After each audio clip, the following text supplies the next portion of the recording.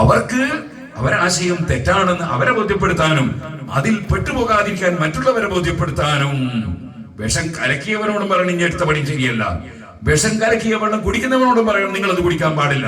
അപ്പോഴാണ് മനുഷ്യർക്കൊപ്പമാകുന്നത്.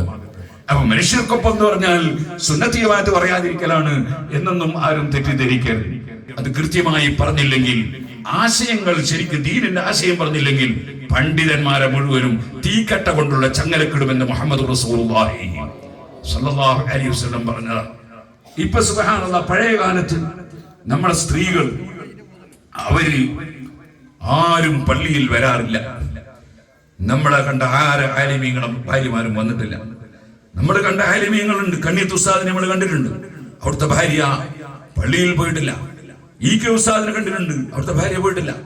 അതേപോലെ OK ഉസ്താദിനെ കണ്ടിട്ടുണ്ട്, താജുൽ ഉലമയെ കണ്ടിട്ടുണ്ട്, അവരെ ഒന്നും ഭാര്യമാര് പള്ളിയിൽ പോയിട്ടില്ല.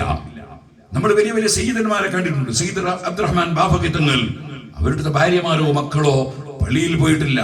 പാണക്കാട് പൂക്കോയത്തങ്ങൾ അഹ്മദ് സാഹിബ് പൂക്കോയത്തങ്ങളുടെ ഒരുപാട് കറാമത്തുകൾ എഴുതി വെച്ചത് ഞാൻ വായിച്ചിട്ടുണ്ട്. ആ പൂക്കോയത്തങ്ങളുടെ ഭാര്യമാരോ മക്കളോ ആരും പള്ളിയിൽ പോയിട്ടില്ല. നമ്മൾ കണ്ടവരെ കുറിച്ചും മനസ്സിലാക്കിയവരെ കുറിച്ചുമാണ് ഞാൻ പറയുന്നത്. അതിന്റെ മുമ്പ് ഇവിടെ മമ്പർന്നങ്ങൾ ഉണ്ടായിട്ടുണ്ട്, ഉമർ ഖാദിർ റളിയല്ലാഹു അൻഹു ഉണ്ടായിട്ടുണ്ട്. ഇവിടെ സമസ്ത കേരള ജമിയത്തുൽ ഉലമ സ്ഥാപിച്ച വലിയ വലിയ പണ്ഡിതന്മാർ അഹ്മദ് വൈസാരിയാത്തി നവറല്ലാഹു മർഖദഹു, വരക്കൽ മുല്ലക്കോയത്തങ്ങൾ നവറല്ലാഹു മർഖദഹു തുടങ്ങിയ ഒരുപാട് വലിയ വലിയ ആലിമീൻ. അതിനു മുമ്പ് നാദാപുരത്ത് വന്ന് ഇൽമു പഠിച്ച കുഞ്ഞഹമ്മദ് കുട്ടി മുസ്ലിയാറുടെ അടുക്കൽ വെച്ച് ഇൽമു പഠിച്ച ഒരു പണ്ഡിതനുണ്ടായിരുന്നു.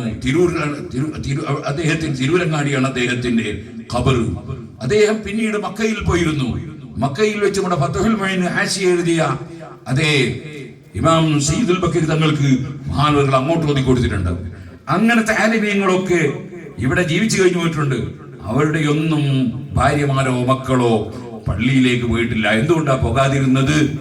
അവരുടെ മുൻഗാമികളായ ഇമാം നവവിയുടെയോ ഇമാം ഇബ്നു ഹജർ ഹൈതമി തങ്ങളുടെയോ ഇമാം റംലിയുടെയോ ഇമാം അൽ ഹറമൈനിയുടെയോ അതിനു മുമ്പുള്ള ഇമാം ഷാഫി തങ്ങളുടെയോ ഒരാളെ ഭാര്യമാരെയും അവർ പള്ളിയിൽ അയച്ചിട്ടില്ല. അവരെയും മുമ്പുള്ള ആളാണ് സയ്യിദുനാ ഉമർ ഇബ്നുൽ ഖത്താബ്. ഉമർ ഇബ്നുൽ ഖത്താബ് റളിയല്ലാഹു അൻഹുവിന്റെ ഭാര്യ സുബീഖ് ജമാഅത്തിനും പള്ളിയിൽ പോകുമ്പോൾ ആരും കാണൂലല്ലോ, എന്നാ എനിക്കൊന്ന് പള്ളിയിൽ പോകാലോ വിചാരിച്ച് ഇറങ്ങിയപ്പോ വഴിക്ക് കാത്തിരുന്നിട്ട് അടിച്ച് തിരിച്ചയച്ച ആളാണ് സയ്യിദുനാ ഉമർ ഇബ്നുൽ ഖത്താബ്. അവരും ഭാര്യമാരെ സമ്മതിച്ചിട്ടില്ല. അതുകൊണ്ടാണ് സുബ്ഹാനല്ലാഹ് ഇമാം ഷാഫി റളിയല്ലാഹു അൻഹു പറഞ്ഞത് എന്ത്, വലൗ കാന ലഹുന്ന ഫീ ദാലിക ഫദ്ലുൻ ലഅമറുഹുന്ന ബിഹി വല അദിനു ലഹുന്ന ഫീഹി. എന്തെങ്കിലും ഒരു പുണ്യം സ്ത്രീകൾ പള്ളിയിൽ പോകുന്നതിനുണ്ടായിരുന്നുവെങ്കിൽ ആ സഹാബികൾ അതിന് സമ്മതം കൊടുക്കുമായിരുന്നു. ഒരു സഹാബിയും സമ്മതം കൊടുത്തിട്ടില്ല. അതുകൊണ്ടാണ് സഹീഹുൽ ബുഖാരിയുടെ വ്യാഖ്യാനത്തിൽ അബൂ ജംറത്തുൽ ഉന്ദുരുസി റളിയല്ലാഹു